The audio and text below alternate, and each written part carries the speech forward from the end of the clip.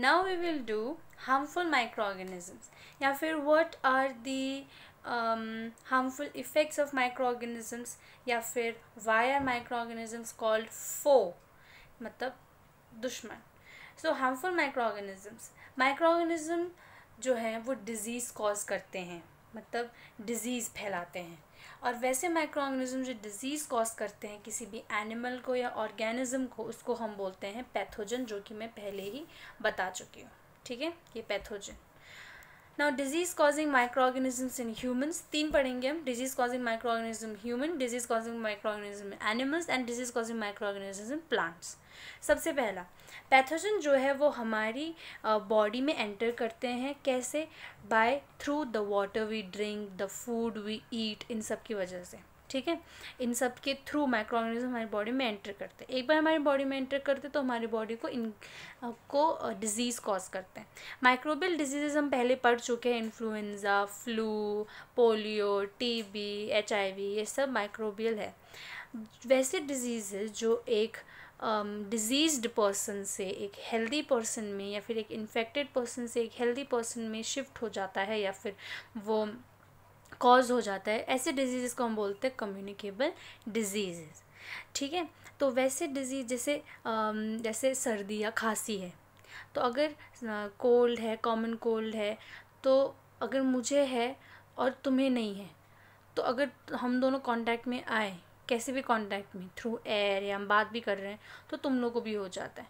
तो ऐसे डिजीज़ जो एक इंसान से दूसरे इंसान में ट्रांसफ़र होता है उसको हम बोलते हैं कम्युनिकेबल डिजीज़. एग्जाम्पल है cholera, common cold, chicken pox and tuberculosis. When a person is suffering from common cold sneezes, जब कोई भी इंसान who is going through common cold है, जिसको सर्दी है, खांसी, common cold मतलब सर्दी खांसी है और वो छींकता है, तो उसके जो ड्रॉपलेट्स हैं वो एयर के थ्रू दूसरे इंसान में वो एंटर करते हैं और उस ड्रॉपलेट में माइक्रोब्स होते हैं. ठीक है, नाउ अब कुछ कैरियर टाइप पढ़ लेते हैं. कुछ ऐसे इंसेक्ट और एनिमल होते हैं जो कि माइक्रो ऑर्गेनिज्म को या फिर डिजीज़ को कैरी करते हैं. ऐसे डिजीज़ कॉजिंग माइक्रो जो कैरी करते हैं ऐसे इंसेक्ट, उसको हम बोलते हैं कैरियर. इसका एक बहुत ही कॉमन एग्जांपल और फेमस एग्जांपल है मस्कीटो. मस्कीटो में एक ऐसा माइक्रो ऑर्गेनिज्म होता है प्लाज्मोडियम, जिसकी वजह से कि हमें मलेरिया या डिजीज़ हो सकता है. तो इसमें ये जो है ये कैरियर है. ठीक है, ये डिज़ीज़ कॉज नहीं कर रहा, लेकिन इसके अंदर वो डिज़ीज़ है, ये डिज़ीज़ को स्प्रेड कर रहा है, कैरी कर रहा है. इनको हम वेक्टर्स भी बोलते हैं, कैरियर्स भी बोलते हैं. वेक्टर नाम ज़्यादा टर्म वाला है, इसको याद रखना. ठीक है, तो मलेरिया जो है वो फीमेल एनोफिल मस्कीटो से होता है. ठीक है, फीमेल एनोफिल मस्कीटो से होता है, फीमेल ज़रूरी है. और जो डेंगू है वो फीमेल एडिस मस्कीटो से होता है. So these are the carriers of the malaria and the dengue. तो क्वेश्चन आएगा कि what is the carrier of malaria, तो आंसर होगा female aedes mosquito. What is the carrier of या वेक्टर ऑफ डेंगू, तो आंसर होगा aedes mosquito. सारे जितने भी मस्कीटो हैं वो वाटर में ब्रीड करते हैं, इसीलिए ब्रीड का मतलब कि मल्टीप्लाई. ठीक है, इसीलिए आप लोगों को या तुम लोगों को जो पानी है वो ऐसे जगह से कलेक्ट नहीं करना चाहिए जहाँ पे कि तुम जो कि कॉन्टामिनेटेड है, मतलब ख़राब है. ठीक है, गंदा है. या ऐसे सराउंडिंग को क्लीन रखना चाहिए, क्योंकि ये जितने भी जो इंसेक्ट्स हैं वो ऐसे जगह पे ब्रीड करते हैं, ऐसे जगह में मल्टीप्लाई करते हैं जो कि कॉन्टामिनेटेड होता है, जो कि गंदा होता है. इसीलिए पानी साफ़ पीना चाहिए. ठीक है, और जगह साफ़ रखनी चाहिए. So these are the human disease and these are the causative micro organism. कि वो किससे हो रहा है, बैक्टीरिया से हो रहा है, वायरस से हो रहा है, प्रोटोजोआ से हो रहा है. ठीक है, this is the mode of transmission and this is preventive measures कि हमें क्या करना चाहिए. ठीक है, this is not that important, but एक बार पढ़ लेना for your knowledge so that तुम लोग oblivion में ना रहो. Some of the common diseases affecting humans, their mode of transmissions and few general methods of prevention are shown in table 2.1 जो मैंने बताया. Now what are the disease causing microorganisms in animals? Animals में कौन कौन से disease होते हैं?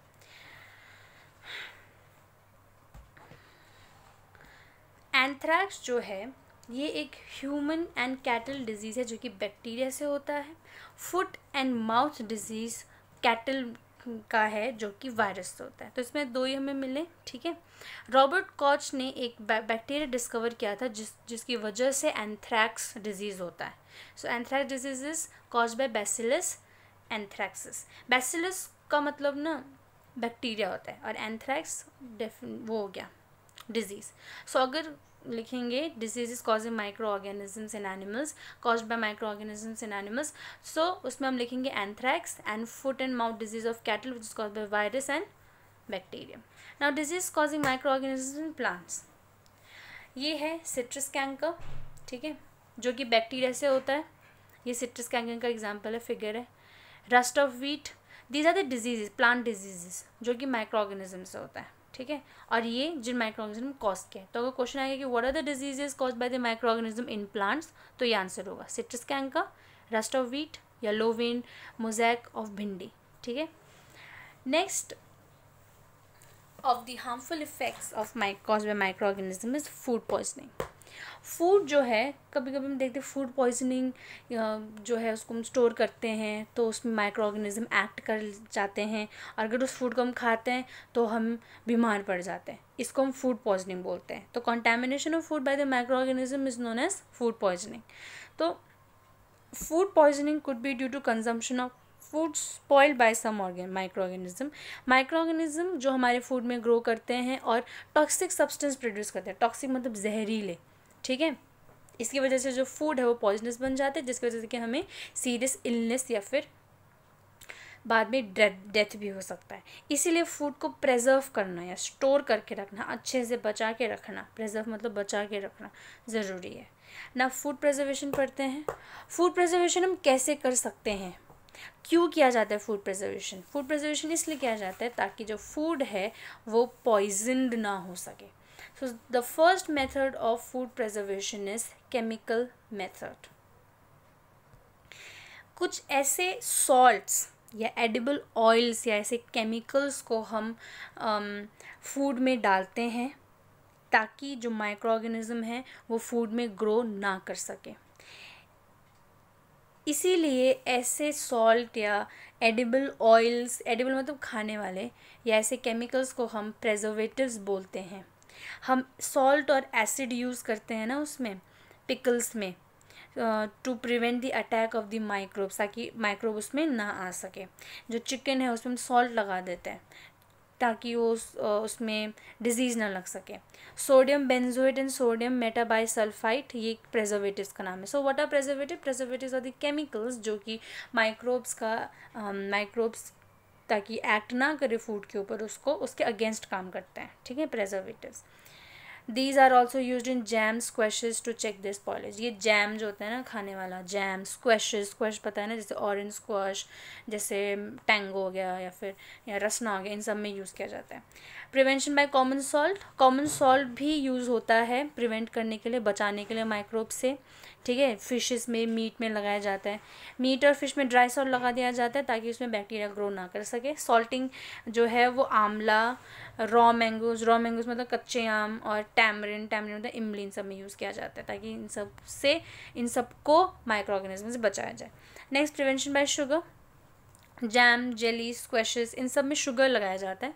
Sugar की वजह से ना मॉइस्चर रिड्यूस होता है और वो माइक्रो ऑर्गेनिज्म वैसे जगह पे ग्रो करते हैं ना जो ज़्यादा मॉइस्चर होता है। इसलिए मैंने बताया था चैप्टर नंबर 1 में, जो सीड है उसको हमें मॉइस्चर से हटाना होता है, ठीक है। तो शुगर जो है वो मॉइस्चर को रिड्यूस करता है, जिसकी वजह से ये फूड जो है वो स्पॉइल होना बंद हो जाता है। Prevention by oil and vinegar, oil and vinegar use करने की वजह से जो बैक्टीरिया है वो नहीं करता, ऑयल और विनेगर में ग्रो नहीं करता। तो अगर हम किसी फूड में ऑयल और विनेगर डालेंगे तो वहाँ पे माइक्रो ऑर्गेनिज्म ग्रो नहीं करेगा, और ग्रो नहीं करेगा वहाँ पे तो वो फूड बचा रहेगा, the food will remain prevented. Heat and cold treatments, जो माइक्रो ऑर्गेनिज्म है वो सर्टेन टेम्परेचर को एक्सीड नहीं कर सकती, सर्टेन टेम्परेचर में वो नहीं ग्रो करते, ठीक है। तो इसीलिए हम जो चीज़ें हैं उसको, मतलब खाना है या पानी है, उसको हम बॉईल करते हैं।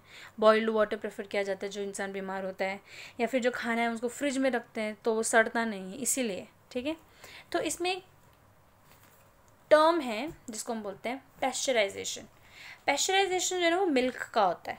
ये लुइस पेस्चर ने इन्वेंट किया था, इसीलिए इसका नाम पेस्चराइजेशन रखा गया है उनके नाम के ऊपर।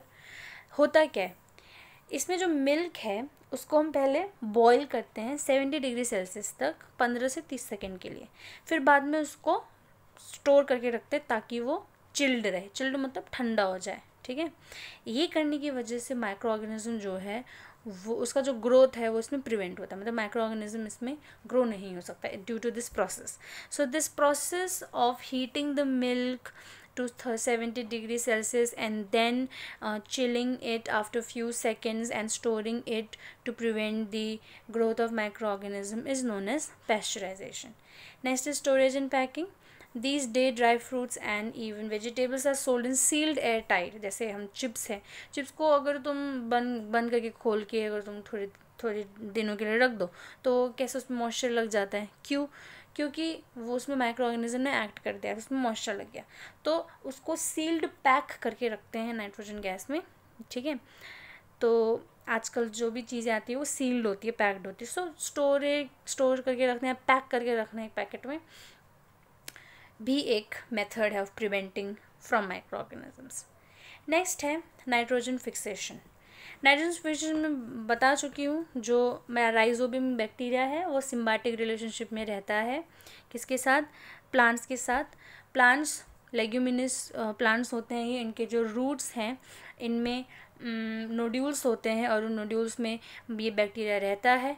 और राइजोबियम जो है बैक्टीरिया वो नाइट्रोजन के ऑक्साइड फॉर्म में इसको कन्वर्ट करके देखता है जिससे कि प्लांट नाइट्रोजन को यूज़ कर सके, और जो प्लांट है वो राइजोबियम को फूड देता है, रहने के लिए शेल्टर देता है, ठीक है। नाइट्रोजन साइकिल पढ़ लेते हैं। हमारे एटमॉस्फेयर में हमें पता है कि 78% ऑफ नाइट्रोजन गैस है। Nitrogen is one of the essential constituents of all living organisms, ठीक है। Atmosphere nitrogen can not be directly taken by plants and animals. Certain bacteria and nitrogen from atmosphere and converted into compounds of certain bacteria and blue-green algae present in the soil fix nitrogen from the atmosphere and converted into compounds of nitrogen. Compounds of nitrogen मतलब NO2 या फिर किसी और के साथ, किसी और elements के साथ. Once nitrogen is converted into these usable compounds, it can be utilized by usable compounds. It can be utilized by plants from the soil through their root system. Nitrogen is then used for synthesis of plants' proteins. Nitrogen cycle में atmosphere में 78% nitrogen होता है. सबसे ज़्यादा abundant gas in the atmosphere is nitrogen. तो nitrogen जो है उसको सबसे पहले प्लांट यूज़ करती है, लेकिन प्लांट और एनिमल यूज़ करते तो प्लांट खुद डायरेक्ट एटमॉस्फेयर यूज़ नहीं कर सकता, तो बैक्टीरिया उसको कंपाउंड बना के देता है, NO2 NO3 ये सब बना के देता है, तब जाके वो यूज़ करता है. फिर जब में उसके बाद ये जो नाइट्रोजन जो प्लांट लेता है उसको फिर यूटिलाइज़ करता है, यूज़ करता है प्लांट की कुछ प्रोटीन बनाने के लिए. फिर जब प्लांट या एनिमल डाई कर, और फिर ये जो प्लांट है वो फिर एनिमल्स खाते हैं, तो जब ये प्लांट और ये एनिमल डाई कर जाते हैं, मर जाते हैं, तो उस वक्त ये जो कुछ ऐसे माइक्रो ऑर्गेनिज्म जो है जो कि उसके ऊपर डेड और डीकेइंग के ऊपर ये फीड करते हैं, एक्ट करते हैं और ये उसको डिकम्पोज करते हैं. तो डिकम्पोज करने के बाद वो उसको डिकम्पोज करने के बाद नाइट्रोजन स्पेस में उसको कन्वर्ट करते हैं, और कभी कभी तो नाइट्रोजन गैस भी निकलता है, और ये जो नाइट्रोजन गैस है वो फिर से वापस चला जाता है इनटू द एटमॉस्फेयर. ठीक है, इसकी वजह से क्या होता है कि कांस्टेंट रहता है. So this is the nitrogen cycle. ये एटमॉस्फेयर नाइट्रोजन है. ठीक है. Lightning fixes nitrogen. लाइटनिंग भी नाइट्रोजन को फिक्स करता है. फिक्स करने के बाद compound of nitrogen in the soil बनाता है. फिर bacteria turns compound of nitrogen into gaseous nitrogen. Bacteria ही करता है, फिर नाइट्रोजन के कंपाउंड को फिर से नाइट्रोजन में कन्वर्ट करता है. फिर एटमॉस्फेयर नाइट्रोजन बन गया. फिर उसी एटमॉस्फेयर नाइट्रोजन को यूज़ कर रहा है, नाइट्रोजन बैक्टीरिया यूज़ कर रहा है, फिर नाइट्रोजन को फिक्स कर रहा है, फिर बाद में बैक्टीरिया नाइट्रोजन कंपाउंड में चेंज कर रही है, फिर वो सॉइल में जा रहा है. तो ये है. और फिर वो प्लांट यूज़ कर रही है, एनिमल खा रहा है उसको, फिर एनिमल फिर ये दोनों मर जा रहे हैं, तो वो उसको नाइट्रोजन वेस्ट में कन्वर्ट कर रहा है, फिर ये बन रहा है, फिर ये बन रहा है. So this is nitrogen cycle. This is important, ये बनाना ज़रूरी है. With this, the chapter is over. Let me give you some assignments. Then we will discuss the keywords and the question answers. So these are the few questions which you have to do. The first is what are the harmful effects of microorganisms. इसमें तुम लोगों को point wise लिखना है, इसमें बहुत ही ज़्यादा explain करना है, ठीक है. इसमें सबसे पहले लिखना पड़ेगा डिजीज़. इसमें 3 पॉइंट आएंगे. Disease to the human beings, disease to the animals and plants. इसमें डिजीज़ के नाम भी होने चाहिए, ठीक है. Define pathogen communicable disease carrier define करना है. पैथोजन का एग्जांपल होना चाहिए, कम्युनिकेबल डिजीज़ का एग्जांपल होना चाहिए, कैरियर का एग्जांपल होना चाहिए. What are the carrier of dengue and malaria. Malaria और डेंगू का कैरियर क्या है मैंने बताया. लिखना है इसमें कि this is the carrier of dengue, या फिर the carrier of dengue is dash, ऐसा करके लिखना. The carrier of malaria is dash. What is food poisoning, क्या होता है, कैसे होता है. व्हाट आर प्रेजर्वेटिव्स, प्रेजर्वेटिव क्या होते हैं मैंने बताया, एग्जाम्पल देना पड़ेगा. Analyst the various methods of prevention of the food, मतलब जो फूड प्रिजर्व करने की जो अलग अलग मेथड है वो क्या क्या है, तो ये सब लिखना पड़ेगा. Chemical method, preservation, common salt, ये सब इसको ना पॉइंट वाइज लिखना है और एक्सप्लेन भी करना है, ठीक है. What is pasteurisation, who discover it. Pasteurisation क्या होता है, किसने डिस्कवर किया. What is nitrogen cycle with diagram. Nitrogen cycle क्या होता है, पॉइंट वाइज और डायग्राम. डायग्राम मतलब this one, okay. Now let us discuss few keywords in the question answers. Okay, देखो जो एल्गा है या फिर बैक्टीरिया है या फंगाई है या प्रोटोजोआ है या वायरस, वायरस नहीं, ये जो 4 है, इन चारों के लिए हम लिखेंगे कि these are the classes of micro organisms, ठीक है. इसमें ज़्यादा कुछ लिखने की ज़रूरत नहीं है, वैसे भी ये क्वेश्चन आते नहीं है. एंटीबायोटिक्स, एंटीबायोटिक्स मैंने बताया था क्या होता है, ठीक है. और इसमें इन एल्गे बैक्टीरिया सब में तुम डिजीज़ भी ऐड कर सकते हो जो हमने पढ़ा है. एंटीबायोटिक्स हम लिखेंगे these are the medicine which act against the micro organisms, ठीक है, या फिर microbes, disease causing microbes. Next है कैरियर. कैरियर पता है क्या होता है, ठीक है. The disease carrying insects are known as carriers. और एग्जाम्पल कम्युनिकेबल डिजीज़ पता है क्या होता है. फर्मेंटेशन में पता है क्या होता है. Lactobacillus is the bacteria which is present in the curd and helps in the formation of the curd, ठीक है. Micro organism, organisms which are so small that they cannot be seen with our naked eyes या फिर unaided eyes, and these can only be seen with the help of microorganism. और example लिख देना east, fungi, algae. Nitrogen cycle लिख देना, ठीक है. Nitrogen fixation, nitrogen fixation मतलब the conversion of atmospheric nitrogen into the compounds of nitrogen so as to be used by the plants and animals. This is known as nitrogen fixation. This is done by bacteria called rhizobium, ठीक है. Pasteurisation पता है क्या होता है, हमने food preservative में discuss किया था.